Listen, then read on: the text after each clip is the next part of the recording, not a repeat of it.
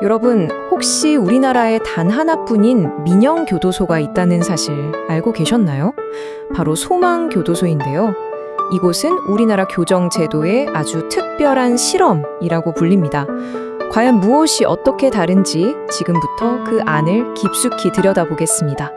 자, 교도소 하면 보통 뭘 떠올리시나요? 높은 담장, 엄격한 통제, 이런 것들이죠. 그런데 만약에요, 교도소가 단지 사람을 가둬두는 곳이 아니라 진짜 변화를 목표로 만들어졌다면 어떨까요? 바로 이 생각에서 소망교도소가 시작된 겁니다. 지금 보시는 이곳, 경기도 여주에 있는 소망교도소입니다.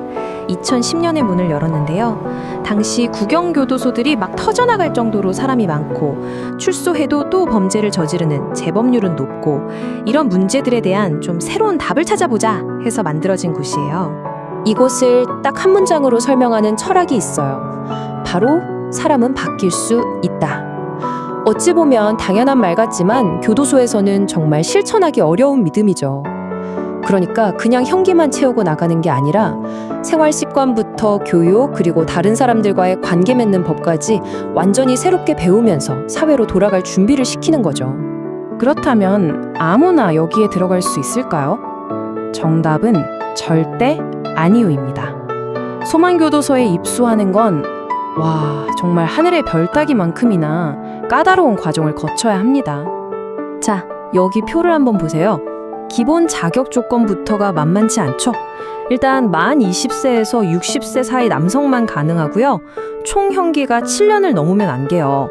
그리고 중요한 거, 남은 형기가 최소 1년은 되어야 한다는 점. 왜냐면 교육 프로그램을 제대로 받으려면 그 정도 시간은 꼭 필요하거든요. 그리고 또 하나, 초범이나 재범, 그러니까 전과 2범까지만 받아요. 아무래도 변화 가능성이 높은 사람들에게 먼저 기회를 주겠다는 거죠. 물론 아예 지원조차 못하는 경우도 있습니다. 마약사범, 조직폭력사범, 공안사범은 처음부터 제외돼요. 왜냐하면 소망교도소는 다 같이 어울려 생활하는 공동체 프로그램이 핵심인데 이런 유형의 범죄자들은 좀 맞지 않는다고 보는 거죠. 특히 요즘에는 아동이나 장애인 대상 성범죄자처럼 고위험군에 대한 기준은 훨씬 더 엄격해졌고요. 입소 과정이 무려 6단계나 됩니다. 복잡하죠? 근데 여기서 진짜 핵심은 4단계, 바로 개별 면접이에요. 소망교도소 관계자가 직접 수용자를 찾아가서 1대1로 대화를 나누는데 이때 정말 바뀌고 싶어 하는가? 그 진정성을 아주 집요하게 파고듭니다. 그러니까 거기가 좀 편하더라 이런 생각으로는 어림도 없는 거죠. 자, 지금까지는 소망교도소의 기본적인 시스템을 살펴봤는데요. 지금부터가 진짜입니다. 아마 이 숫자를 보시면 이 교도소는 진짜 뭔가 다르구나 하고 느끼실 거예요. 정말 놀라운 데이터거든요. 바로 이 숫자, 50.9%. 대체 이 숫자가 뭘 의미하는 걸까요? 네, 바로 성범죄 시용자의 비율입니다. 믿어지시나요? 소망교도소에 있는 사람들의 절반 이상이 성범죄자라는 겁니다. 이 그래프를 보시면 그 차이가 확 와닿으실 겁니다. 우리나라 전체 구경교도소의 성범죄자 비율이 평균 14.8% 정도거든요. 근데 소망교도소는 50.9%. 이건 거의 3배가 넘는 수치예요. 압도적이죠. 아니, 왜 이렇게 성범죄자들이 많은 걸까요? 여기가 무슨 편한 곳이라서? 천만에요. 오히려 그 반대입니다. 소망교도소는 성범죄와말로 단순한 처벌만으로는 절대 재범을 막을 수 없는 범죄라고 봐요. 그래서 리스타트 클리닉 같은 전문적인 심리치료 프로그램을 아주 오래전부터 운영해 왔거든요. 여긴 오히려 더 깊고 어쩌면 더 고통스럽게 자기 자신을 마주해야 하는 곳이에요. 바로 그 전문성을 믿고 오는 사람들이 이렇게 많은 겁니다. 그럼 이제 진짜 담장 안으로 들어가서 이들의 하루하루가 어떻게 다른지, 그 변화를 위한 일과가 어떻게 구성되어 있는지 한번 자세히 들여다볼까요? 구경교도소랑 비교하면 정말 사소한 것부터 달라요. 가장 대표적인 게 식사 시간. 보통은 방 안에서 배식을 받잖아요. 근데 여기서 모두가 식당에 모여서 자율배식을 합니다. 이게 별거 아닌 것 같아도 함께 밥을 먹는다는 것 자체가 공동체 생활의 첫걸음인 셈이죠. 운동 시간도 더 길고 하루 일과도 단순 노동보다는 교육이나 치료 프로그램에 훨씬 많은 비중을 두고 있고요. 직업훈련도 정말 실용적인 것들 위주예요.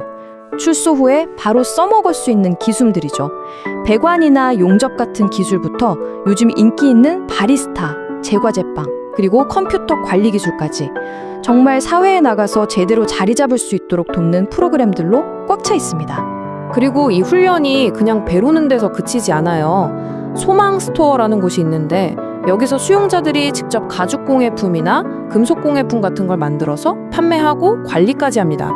내 손으로 직접 뭔가를 만들어내고 그게 가치를 인정받는 경험. 이게 무너졌던 자존감을 세우는데 정말 큰 힘이 된다고 해요. 소망교도소에서 재범을 막는 가장 중요한 열쇠, 뭘로 꼽을까요? 바로 가족입니다. 가족관계가 회복되지 않으면 진짜 변화는 어렵다고 보는 거죠.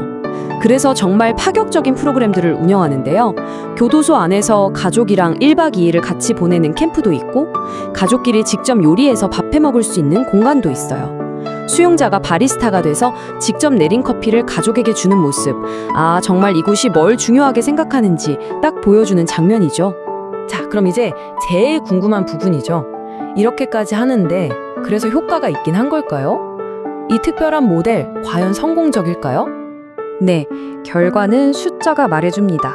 한 연구 결과를 보면요, 소망교도소 출소자들이 3년 안에 다시 범죄를 저지르는 비율, 즉 재범률이 약 8.2%라고 해요. 이게 어느 정도냐면 비슷한 범죄자들의 전국 평균 재범률이 24%가 넘거든요. 엄청난 차이죠. 전문가들은 이런 결과가 충분한 상담과 교육, 그리고 무엇보다 직원들의 진심 어린 헌신 덕분이라고 분석합니다. 결국 이 한 문장으로 정리할 수 있겠네요.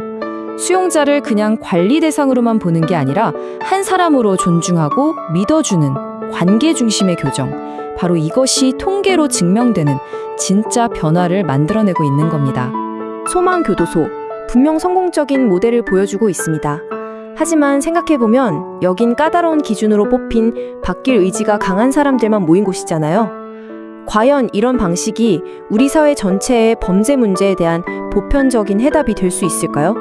아니면 그냥 특별한 조건에서만 가능한 하나의 멋진 실험으로 남게 될까요? 이 질문에 대한 답은 아마 우리 모두가 함께 찾아가야 할 숙제일 겁니다.